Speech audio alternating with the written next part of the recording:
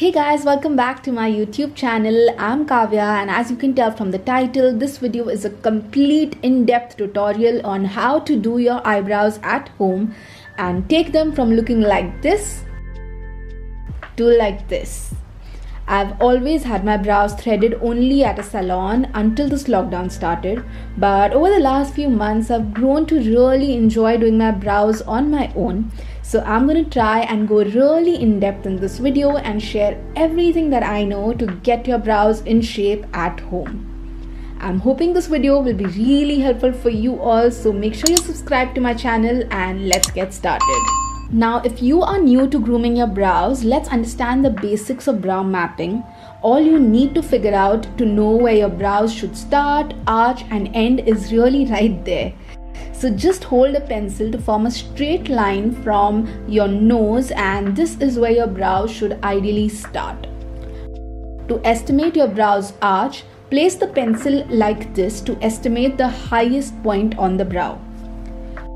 Place the pencil like this to meet the corner of your eye. This line will show you where the tail of your brow should end. Like you can see, I'm trying to grow my brows out to meet this end.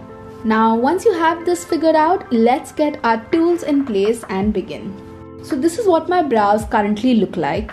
I don't really have very dense growth, and a week more of not doing my brows would perhaps have me at my maximum growth. Like you can see, there's a lot of extra hair at my lower brow area and on the sides. So to begin with, you will most importantly need a really good brow brush or a spoolie. I'm using the Benefit Ferrulicious brow pencil that has a spoolie attached to it to comb through my brows. Now this step is really important because you can at this point give your brows the desired shape that you want. So take your time at this stage to ensure that you're really brushing out your brows well in its natural direction. As you can see, there's such a big difference between the shape of the two brows already. Now start by creating an outline of the desired brow shape that ideally meets the brow mapping guidelines that we figured at the start of the video. Use really light strokes and slowly work your way through this step. Once the shape is drawn, it will be really easy to tweeze any hair that basically falls outside of this line. Now you can already tell how the two brows look so different with just the outline done. Again, make sure to brush your brows so that they are in shape. Now I'm going to prep my skin with this cooling gel from Face Shop, but you can really use any gel like aloe vera gel for this step. Massage the gel well into your skin so that your skin is really nicely hydrated, and this will just make the tweezing really easy. You will need a pair of tweezers. These are really so old, I don't even remember where I got them from. So let's start with the tweezing. You want to slowly begin by plucking out hair that's out of the marked lines. Pulling back your skin taut will actually help you in minimizing the pain in this area. Now, when I first tried doing this on my own 3 months ago, I must admit I found this really painful. But over the months, I think I've grown more tolerant to the pain and it doesn't really hurt me as much now.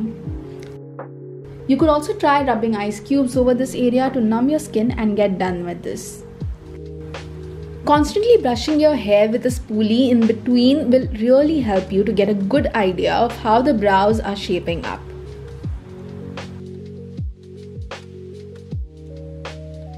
Now before you move on to the next brow, you want to make sure that it's as close to the one that you've already worked on.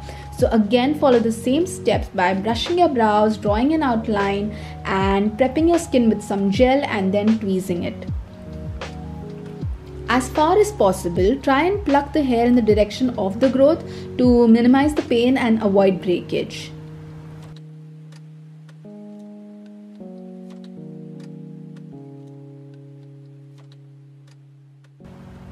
Now let's move on to the hair that's on my upper brow area and the forehead. Again, I'm going ahead and prepping my forehead area with some cooling gel and just massaging it really well into my forehead. I like to use the facial razor like this one to tackle this. Now I've been using this method to get rid of my facial hair for years now, but if you are new to using a facial razor, please make sure that you're taking this really slow and working with a very light hand in short strokes like this. Holding your skin taut again will help you to get rid of the hair around this area really well. Like I mentioned, I'm trying to grow the end of my brows, so I'm deliberately leaving behind the hair on my brow ends and not taking this through and through. At every step, brushing your hair with a spoolie is really helpful because it helps you stick to the desired brow shape.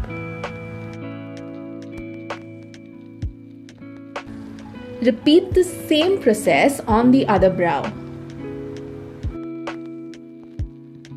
Now you will need a pair of handy scissors to cut the length of the brow hair at the start. Just brush your brows in its natural direction and cut off the excess length gently.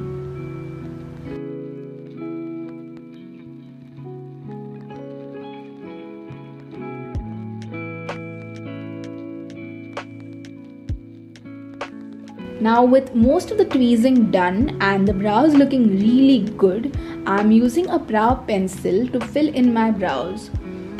Make sure you're using feather-like strokes to fill in the sparse area for a very natural looking effect. Next, I'm going ahead with this Nykaa Brow Definer pencil to add some dimension to the brow, as this one has a bit broader and an angled pen. Also, another advice is that whenever you're shopping for brow products, make sure that you choose a color that either matches your brows or is slightly lighter than your brow color to avoid an unnatural color or a very harsh contrast. I'm just using a bit of concealer here to show you what the brows would look like if I had a full face of makeup on, since right now I'm just bare face with a bit of gloss.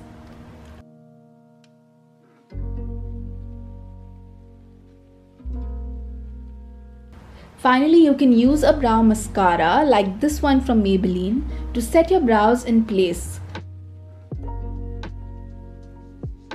This step basically ensures that your brows don't move around and look snatched all through the day.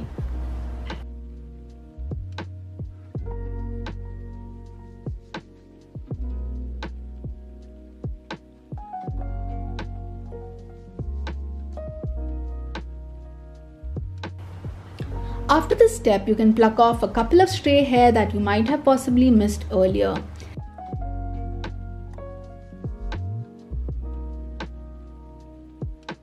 And there you go. Here's a quick look at the brow mapping we did at the start of the video, and I'm pretty pleased with how snatched and well groomed they look given this crazy before and after. So it really is that simple to do your brows at home, and it's only a matter of some practice before you can do them on the go without thinking too much into this. In fact, I try and pluck out my brows every couple of days now to avoid a full growth, and it's just a lot less painful and of course a lot quicker that way. I really hope this video was helpful and you guys don't find doing your brows at home as daunting now and will give this a try. Do tag me on Instagram with your before and after brow pictures. I'd love to have a look. Also, make sure that you hit the like button and subscribe to the channel so that you know every time a new video goes up. Until the next video, bye!